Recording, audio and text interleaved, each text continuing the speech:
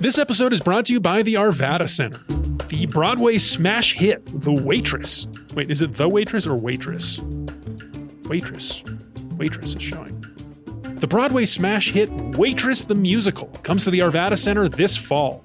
This sweet, sassy, feminist musical rom-com tells the story of a small-town pie maker who never gives up on her dreams. This is a show about celebrating friendship, chosen family, and the joys of a good pie. Waitress is showing August 30th through October 13th. Tickets are on sale now at arvadacenter.org. That's arvadacenter.org. Waitress the Musical. This episode is brought to you by the Regional Air Quality Council. This summer, don't go alone. Try carpooling and combining trips, or take transit to get where you need to go to reduce ground-level ozone.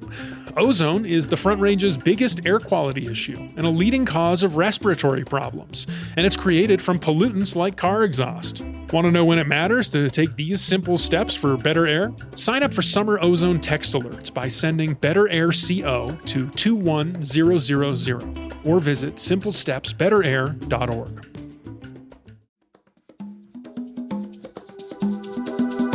Today on CityCast Denver.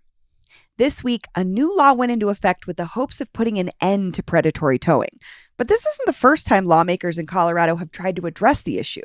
Denver Post reporter Sam Tabachnik joins me to explain how this new law is supposed to work and how one big-name towing company is the root of the problem. Plus, stick around for a sponsored segment from our friends at Wana Brands about a new product they created that just might be the perfect antidote for a towed car.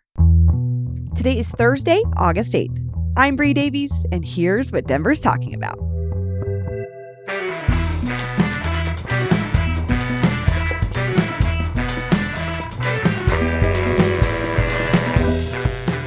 Sam Tabachnik, welcome back to CityCast Denver. Thank you for having me. So for anyone who hasn't had their car towed, there's this one big player at the center of this story.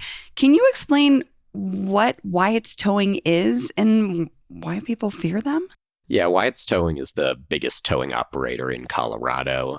They have been slowly consolidating for the last several years. They've been buying up all parts of the towing chain, the parking management company, the actual towing, and then the auction houses that could sell your car after being towed. Oh, so they're kind of running game on all aspects of the towing industry here, you're saying? Yeah, they're fully integrated up and down the kind of chain. Wow, that feels a little conflict of interesty, but we'll probably get into some of that. But the reason we're talking about them is this week the state is implementing a new law meant to regulate Wyatt's really in particular and the rest of the towing industry. But what does this new law do? There have been several legislative efforts in the last several years to address what legislators call a predatory towing problem in Colorado. And so the new law outlaws towers from patrolling lots, so they can't just be looking and circling, which is something that they have been doing, looking for violators. The other big change is that property owners have to authorize the tows themselves. They cannot put it out to a third party, so they have to actually be the ones to sign off on tows. And they can't use email authorizations that are pre-planned, which has come up in the past. Yeah, let's dig into that a little bit, because there was this automated email situation that was sort of, I think, uncovered in really digging into what Wyatt's was doing. What was the automated email? What was this email situation? Yeah, so the Public Utilities Commission, which oversees towing in Colorado, found a case where somebody was towed. They said the person complained that it was an improper tow, that they actually had a permit. And what they found was the apartment complex that towed it actually had allowed Wyatt's to access its email account. They had set up an email account that Wyatt's could access. And so in off hours overnight, they would ask for a tow, and then they would come back with a a towing authorization, that it was actually Wyatt's that had access to that email.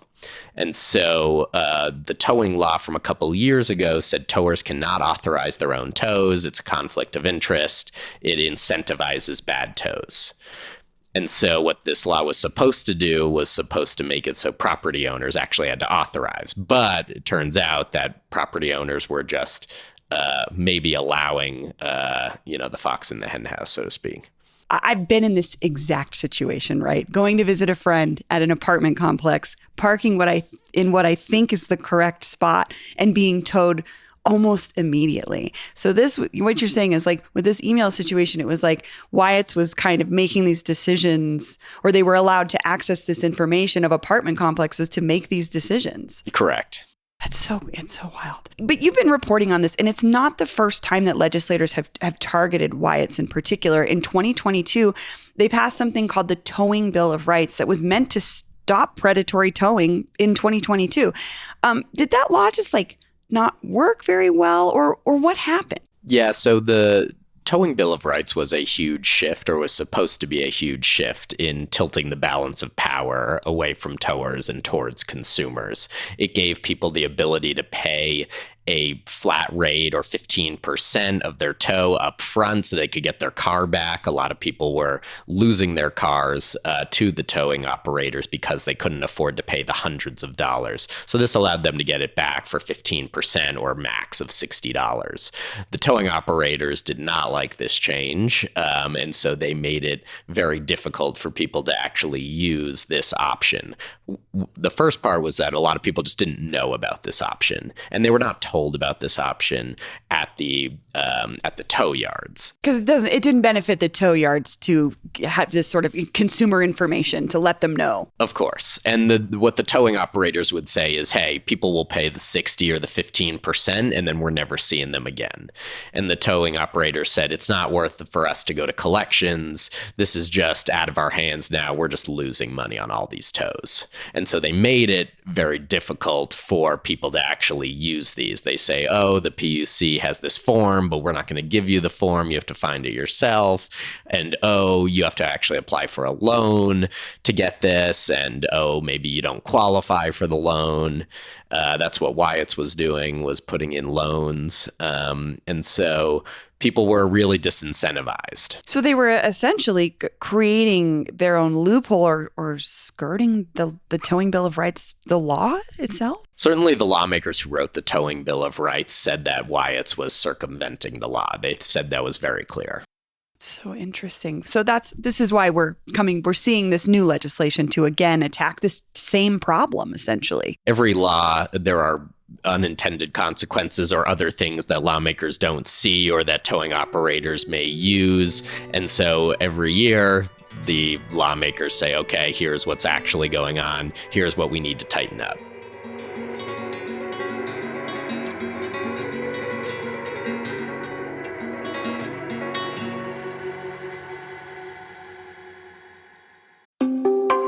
This episode is brought to you by Incogni, because data brokers are collecting and selling your personal information every day. I'm talking about your social security number, your address, health and financial records, and everything else they can get their hands on, and they're selling it to the highest bidder. Scammers, total strangers, insurance companies, banks, businesses, and even the government are using your personal information to target you. So it's time to check out Incogni. That's Incogni. Incogni scrubs your personal info from the web. Simple as that. Incogni takes only 3 minutes to set up, tackles more than 180 data brokers and people search sites, and they've got a 30-day money-back guarantee. Protect your data, your time, and your sanity. Get Incogni today and never look back. Use the code CITYCAST for 55% off the annual plan at incogni.com. That's Incogni.com. Feel your max with Brooks Running and the all-new Ghost Max 2. They're the shoes you deserve, designed to streamline your stride and help protect your body. Treat yourself to feel-good landings on an ultra-high stack of super comfy nitrogen-infused cushion that takes the edge off every step, every day. The Brooks Ghost Max 2. You know, technically, they're a form of self-care. Brooks, let's run there. Head to brooksrunning.com to learn more. In all of these ways, how these laws are being circumvented or how they're finding loopholes, you're really describing, I don't know, I don't want to call it a shady company, but it's something is going on here, and they seem really powerful because all of our elected officials are going after them. It's not just legislators, it's the attorney general. Can you tell me a little bit about the current CEO of Wyatt's Towing, Trevor Forbes, and sort of the character of this company? What's their perspective? Yeah, so Wyatt's has been operated a little bit differently than I think historically towing operators have been. The Wyatt's CEO and owners, the Porras brothers, they come from business. They have MBAs. Some of them have law degrees. They come from a bit of a different background than other towing operators, and so they're looking at this from a bit of a different angle, I think, than other towers. That's interesting. So you're saying, like, I mean, I guess I'm thinking about a traditional someone who's come to help me tow my car is maybe a mechanic or someone. Is that what you're saying? Like when you say they're from a different sort of industry? Yeah, I don't know what percentage of towers like have MBAs or law degrees, sure. But it's definitely like it's a different background, I think. And so you think that is maybe what's reflected in how they do their business? It's definitely reflected in this sort of vertical integration piece, that looking at the sort of holistic tow and kind of gobbling up these companies that kind of operate in every step of the process. So we're not just talking about the towing itself, but like when you say different companies involved in it, like the tow yard or the financial processing aspect of this? Yeah, we're talking about, so apartment complexes use parking management companies often to outsource their parking management to deal with their parking issues. The apartment complexes don't want to do it, so they hire this company. In this case, it's called Park M, and Park M is owned by the same owners as Wyatt's. And so when they were talking about different ways to kind of skirt the law, what they were doing is apartment complexes would hire both Park M and Wyatt's. And so you would hire Park M, they would authorize the tows for these yards, and then Wyatt's would come and tow them. But Wyatt's and Park M were owned by the same people. That is so crazy. It's just, I think when you're in this situation as a consumer, it feels as predatory as you're describing. So having understanding where this legislation is coming from and how Wyatt's is operating, it's just like it's making more sense now. So let's talk about how we got to this current bill. You reported before this year's legislative session that some lawmakers were really excited about this, quote, radical idea to reform the towing industry. What were they so excited about? Yeah, so the head of the Towing Association of Colorado, a guy by the name of John Connolly, had this idea of going back to the way things used to be, which is that apartment complexes would have to pay for their tows that they authorize. It wouldn't be the person that got towed. It would be the financial burden would be on the apartment complex or the property owner. And so it would be a case of, hey, apartment complex wants this car towed from a lot. They have to pay for it. And so the idea would be that this would eliminate a lot of tows because the apartment complex doesn't want to pay. They weren't incentivized to get cars towed out of their lots. Exactly. They would only tow cars that were in legitimately bad places. It wouldn't just be a permit violation if there were 9 spots next to the other car that were available. So the idea was that they would really change the incentive structure, the financial strings that happen when a tow is conducted. And so the idea would be going back to this idea of having the apartment complexes pay for the tows. Now, this was not a popular idea for the apartment association, and they pushed back heavily on this. It's just interesting when you get into the players here when we're talking about who's lobbying on what side. It's like the towing industry itself, or at least the gentleman that was representing the towing industry, was not in favor of this more predatory towing. But the apartment association clearly has some big muscles to flex here. What happened to that particular effort in the legislature? Because like we got to a different bill essentially when it comes down to it, which happens to many bills. Things change throughout the process. But how did we get the bill? What happened to get the bill that we got? Yeah, the lawmakers were concerned that they weren't going to get the radical version passed. They thought that the opposition from the apartment association would be heavy enough to sway people, to sway lawmakers in the Senate, and that they just didn't think they would have the votes. And so what they did is they watered down the bill.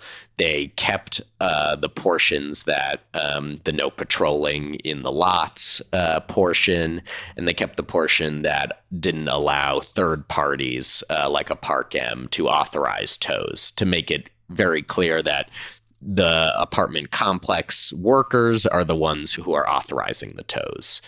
But the piece about radically changing the financial incentives didn't make it.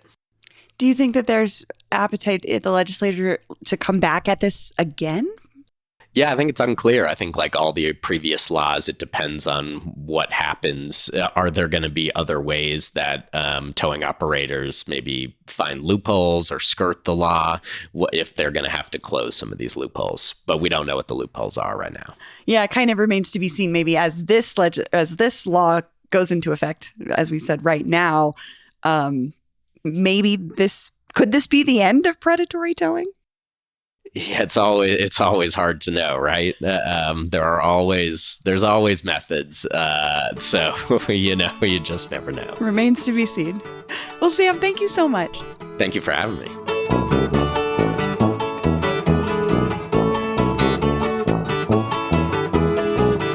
If you've ever had your car towed, you get it. It's stressful. I'm getting a little wigged out just thinking about it. So that's why I'm so excited to share this sponsored segment from our friends at Wana Brands, because they've got a new product that's not just for stoners, but for anyone looking for a quick calm or a boost of wellness. Hey, I'm CityCast Content Director Andrea Salenzi, and I'm here with Daniel Marginson. He is the R&D Director for Wana Brands. Wana Brands has a new cannabis edibles line. They're called Wana Optimals. And the Optimals line focuses less on being fun gummies for stoners and more on wellness. And we're going to hear all about these products. My guest today researched and developed them. Daniel, thank you for coming on CityCast. Yeah, no problem. Thanks for having me. So Wana Brands, W-A-N-A. There are not two N's. How'd you guys get that name? Yeah, so it's a play on words from marijuana. Oh. Also, the classic saying, do you want to get high? So it's kind of twofold there. You guys created a line that I want to hear more about today. It's called Wana Optimals. So I'm standing in my local dispensary. I see them in front of me. Tell me about what makes these gummies different than regular cannabis edibles. So regular cannabis edibles are traditionally designed with just THC intoxication in mind. The Optimals line is designed for wellness from the ground up to meet cannabis users at their level. And basically deliver for specific use cases and elicit specific moods and effects consistently every single time. You're the research and development director at Wana, and so you had to come up with these 5 different products, 4 different use cases. What were you thinking about? What do people need from these products? Through our research, we've identified 4 top use cases that people gravitate towards cannabis for, and those are sleep, anxiety reduction, or kind of promoting a sense of calm, pain management, pain relief, and focus as well. So one of the things you started looking at was sleep. A lot of people have a hard time falling asleep. A lot of times people have a hard time staying asleep. What are the Wana Optimal products that could help them with those issues? Yeah, that's something we thought about right away. Exactly like you said, some people have trouble falling asleep. Some people have trouble staying asleep, where they wake up frequently during the night and they can't get back to sleep. So we have 2 different products that deliver for those use cases. So we have one product called our Fast Asleep product. And this is actually a quick acting product that's designed to have an onset in about 15 minutes. So you'll feel effects in 15 minutes, start to feel sleepy, and you'll drift off to bed. The next product that helps with staying asleep is called Stay Asleep, actually, which is easy to remember. And this product is not fast acting. So the onset's about 1 hour. But it's going to be more like a traditional edibles high, which is going to be more sedating and more psychoactive.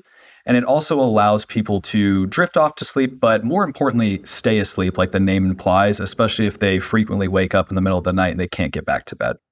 Now, also on the Wana Optimals line are 2 products that seem perfect for the weekend or vacation, like those moments when you're just trying to relax for a change.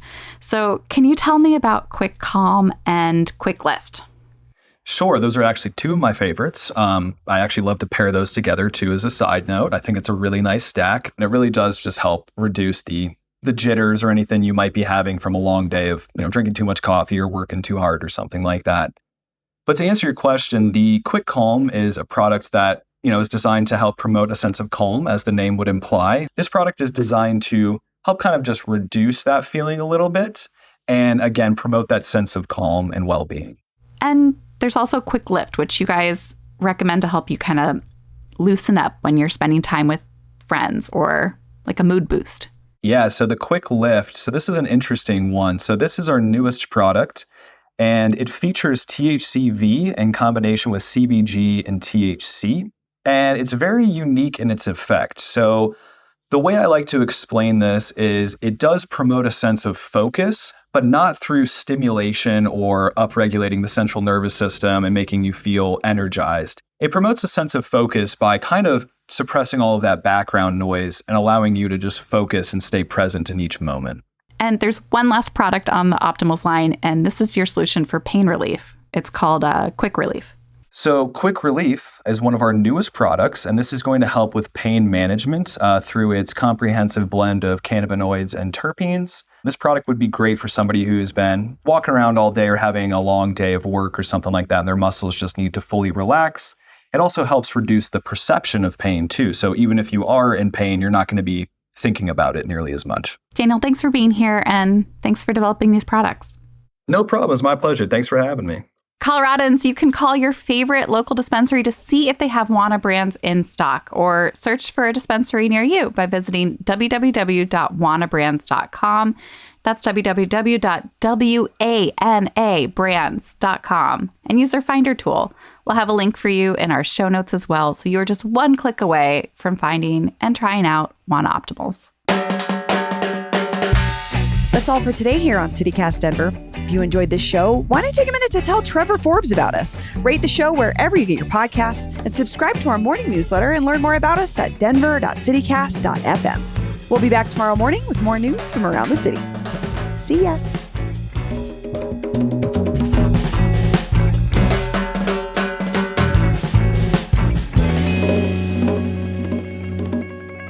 Also, just hands down, Wana's. I would eat Wana candy if it was not weed candy. It's so good tasting. Wana's one of the best, truly. They should make plain gummies. I'm just saying.